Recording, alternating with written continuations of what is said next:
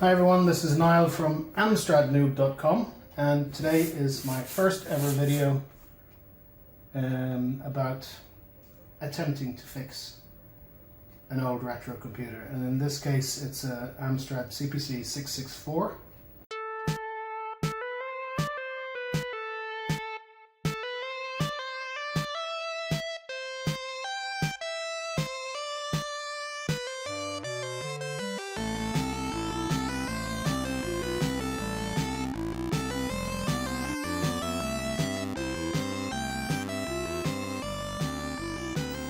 I got this one on eBay. It was for sale in Egypt, Cairo, and it was sold as not working, which was pretty accurate because when I turn it on, it makes noise and there is nothing really happening except for a square on the screen. So let's just look at that initially so we can see what it looks like now and then attempt to fix it.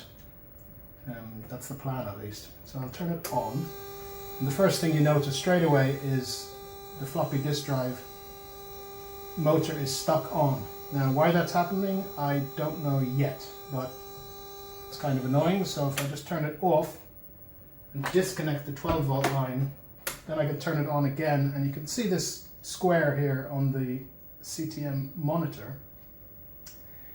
And I posted on one of the Amstrad Wiki forums, and Bryce, who's a hardware genius, said that more than likely if you see a square, what that means is you've got faulty RAM. So what I did was I went and did a little bit of research and found a lot of people are using something called a dandinator for testing RAM. There are various ways you can test the RAM, so I tried, I went and ordered a dandinator. It's plugged into the back of the CPC. I'll show you what it looks like in a minute. So what I'm going to do is turn it off again, press and hold the first button. There are three, so I'm holding the first button in, and I'm going to turn it on. And there we go. So it has actually done the RAM test there. Even though this looks weird, what this tells you is that here are the 8 RAM chips, and they are numbered D0, D0, D1, D2, D3, D4, D5, D6, D7. So that's the 8K RAM chips, because it's a 64K computer. So what we can see is that all of them except one are dead, or faulty, according to the dandinator RAM test. So my plan in this video is to open this up, have a look on the inside, desolder the 8 chips as best as I can, and then put in 8 sockets, and then fit in 8 new old RAM chips and see what happens. I have no idea whether it will solve the problem, but I'm hopeful. So that's today's plan. Let's give it a go. But first, let's turn this off. I'm going to disconnect the dandinator. There you can see it. You can order it from, I think it's called Retro Hobby in Spain. I posted about it. I posted a short review about it on amstradnoob.com, so you can check that out. It's really cool. You can program the ROM that's inside there. On a working CPC, when this is plugged in and you turn it on, you get access to a whole bunch of games instantly. So that's really cool. And then you can program it yourself using that USB there. I will do a blog post about that someday. This is 3D printed. It's really nice. Hobby Retro, yeah. Really amazing piece of kit. And I mean, just for the RAM test alone, it's well worth it. So remember, press and hold this one when it's plugged in and turn it on, and you get the RAM test. Okay, now we have things somewhat ready. Let's just stick this here so we don't damage the CPC. I'm going to turn it over. I'm going to disconnect it now. And I have Benjamin with me. He's my helper. So. Okay.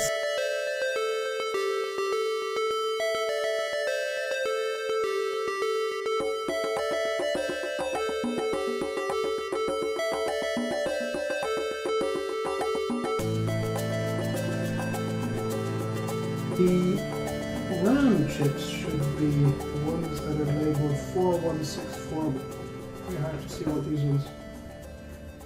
Actually, there's RAM. I see.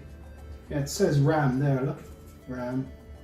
So 1, 2, 3, 4, 5, 6, 7, 8. So that's our RAM chips there.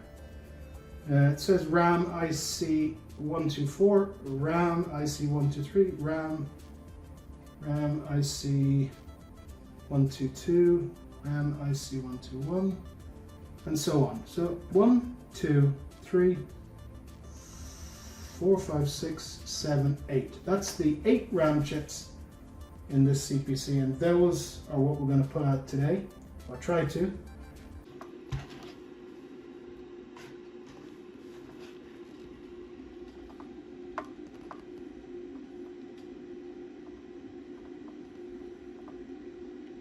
Okay, I'm soldering each leg now with fresh solder.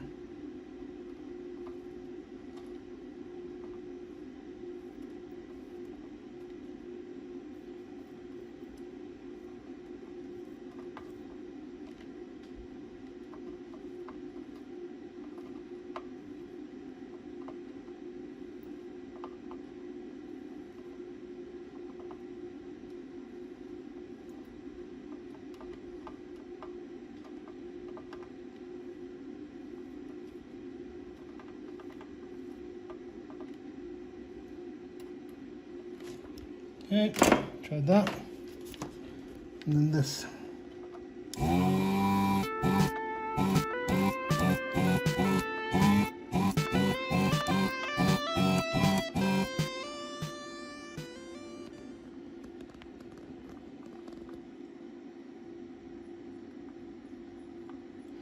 Only putting solder on the ones that haven't cleared out properly.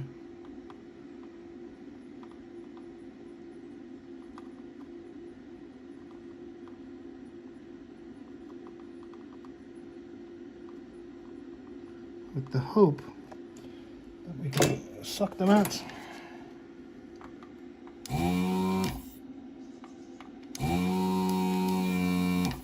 Yes. Yes.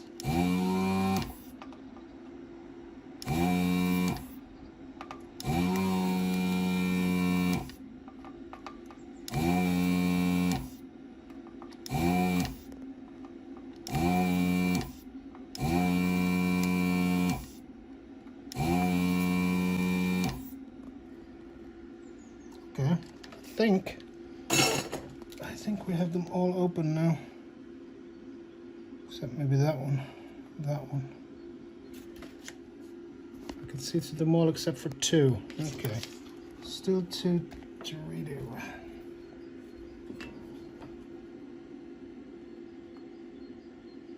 1,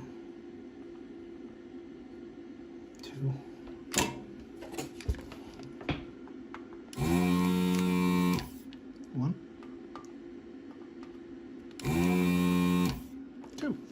They're done. So now I can see through all of the holes. Perfect. I'll clean that one up and then I'll move on to the next. So let's try the usual routine of heating and pulling. And the reason for doing that is to avoid damaging the motherboard. These lines on the motherboard. So whether that'll work or not is another thing, but give it a go. Okay, so we need this.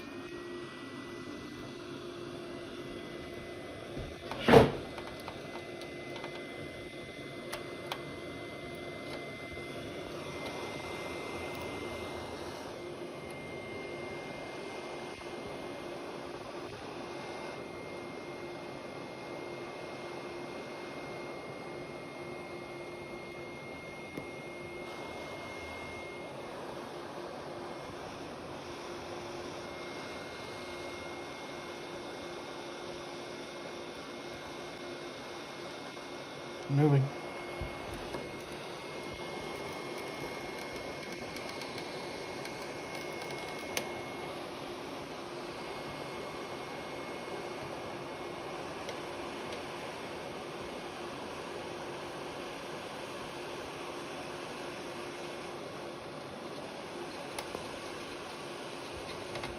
Yay!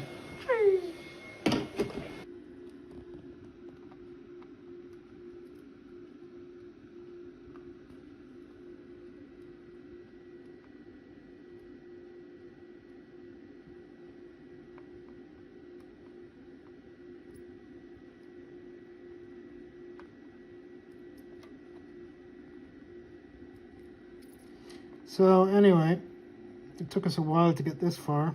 Just 3 RAM chips left. Turns out my technique for desoldering was wrong. So what was happening was when I was trying to remove the solder, it would remove the surface solder, but it would never suck out the solder in each hole. And I couldn't understand why, and so I cleaned the desoldering gun multiple times. I scratched my head. I said some prayers.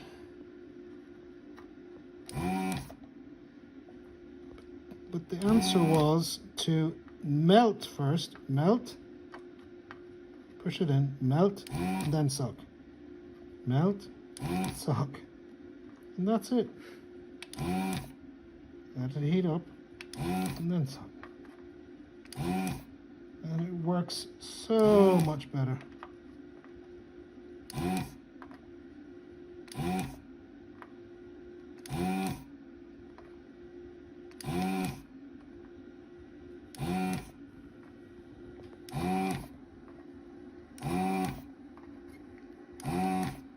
Okay, let's try and get this one out. Mind? So that's this one. Where's the chip removal tool? There it is. And the blower. Remember, I'm using the blower to avoid damaging the motherboard when I'm removing the chip.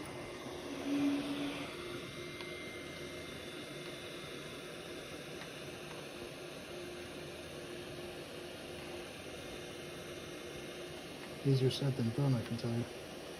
Get in there. Okay, heat it up.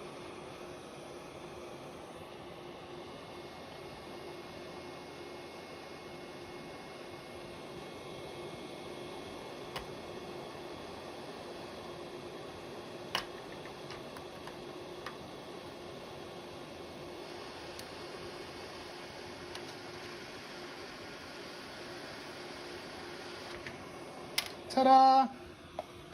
Okay. Okay. So now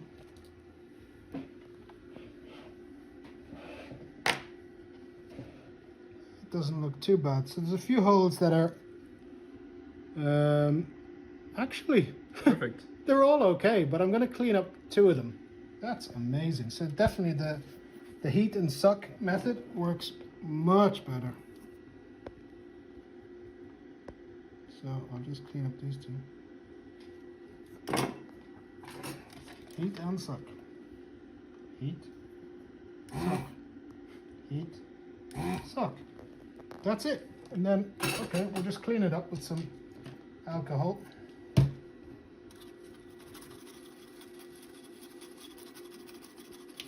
My favorite toothbrush.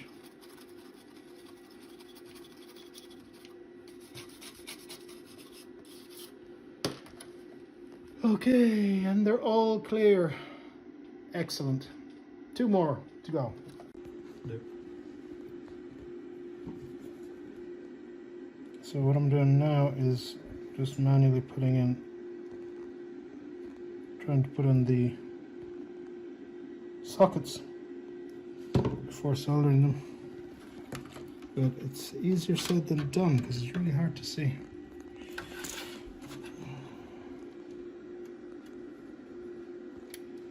And they feel very flimsy, these ones.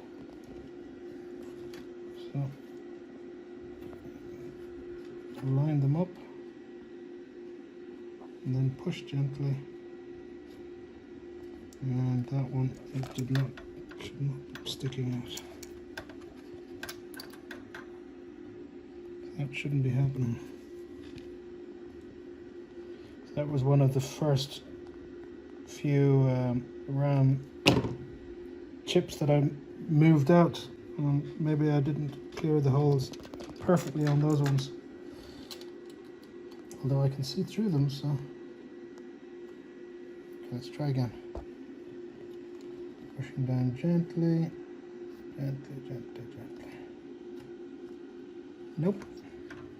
Try a different one. I have millions of these anyway. Let's try another one. This one. Okay.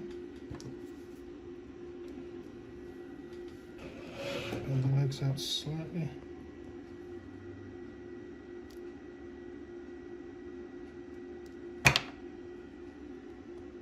The groove goes in line with that groove. It's only going one way.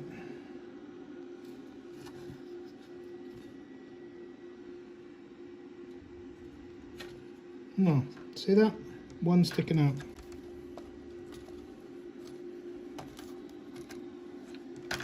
Is that hole blocked? Maybe ever so slightly. Let's do this.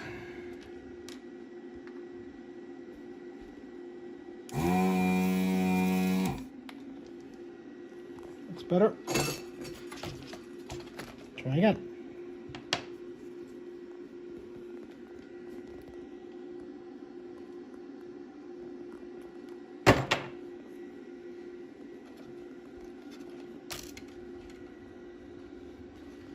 Okay.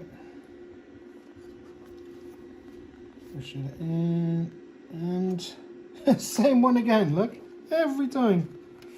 Okay, we'll try another one.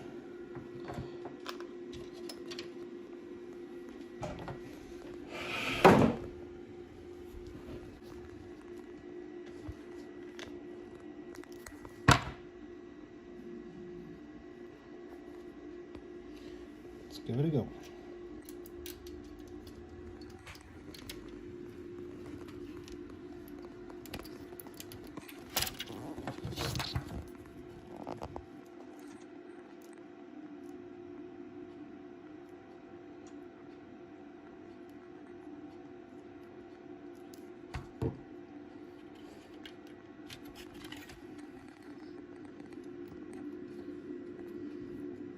Okay, see what happens now. No, same one. See that? I don't get it. It looks clear, but I'll solder it and I'll de-solder it.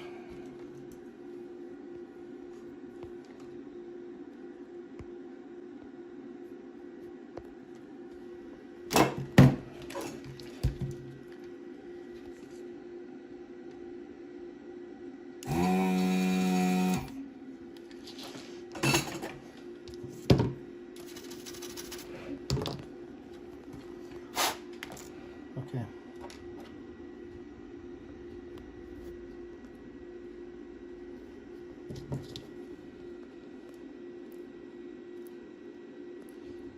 I ordered these from China.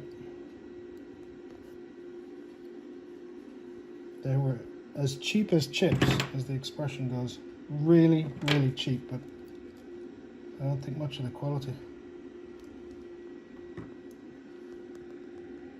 So, match the groove up. Will it work this time?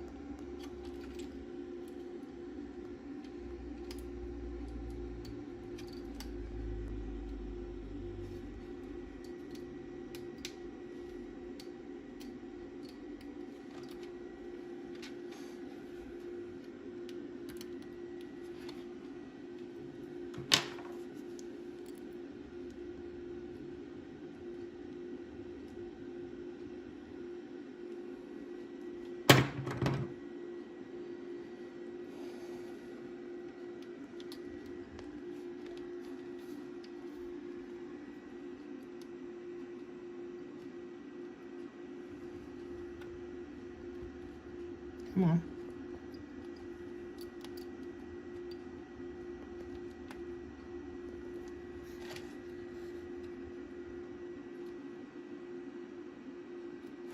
No, a different one is popping up.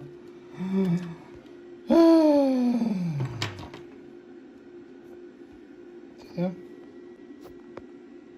That's why I say I don't think much of the quality. They were cheap. They're cheap for a reason. They suck.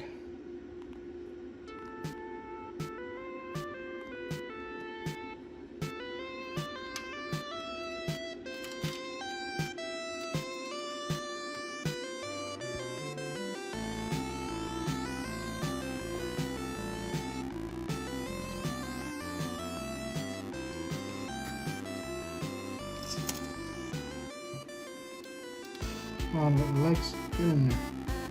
Okay?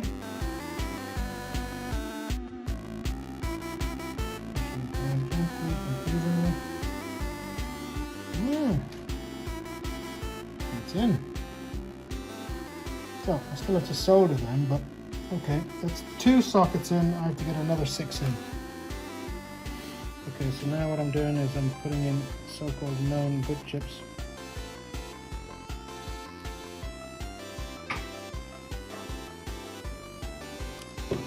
Trying to at least.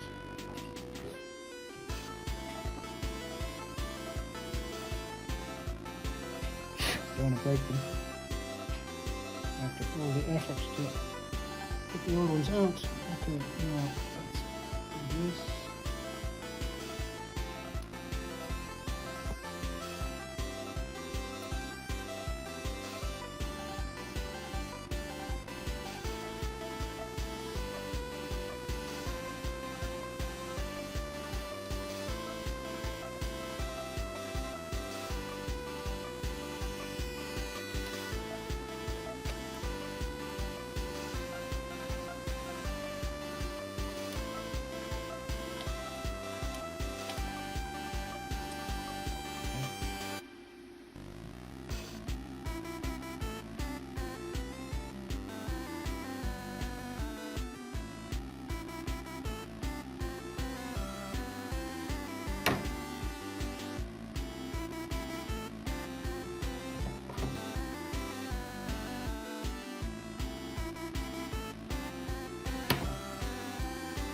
Groove lines up.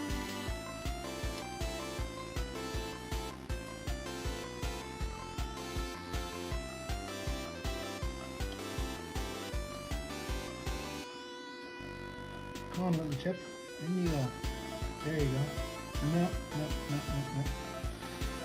Oof.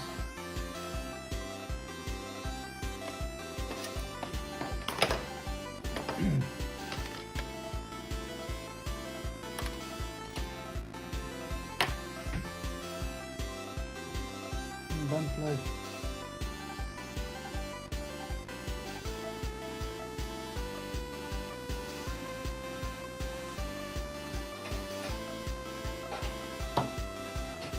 Okay.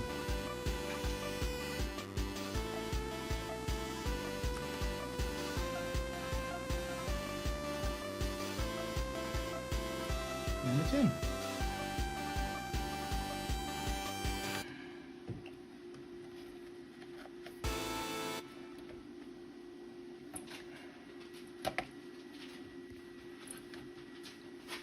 I'm not exactly sure how hard you're supposed to push these in.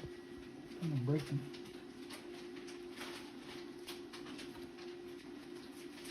Okay, so we've got 1, 2, 3, and 5 to go. Yep. Leave it in? Yep. Okay, so now I've got all the RAM, the replacement RAM in. I haven't soldered the sockets in yet. I just wanted to try and see if by some miracle it would power on now. So let's try that. Of course, that might be the power there, so we have to touch them together too.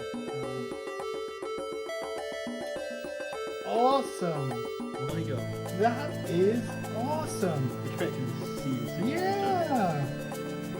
No. And it's not scrolling, so there's no other problem, at least none that we're aware of. Isn't that great, Ben? That is amazing. And absolutely thrilled. Brilliant.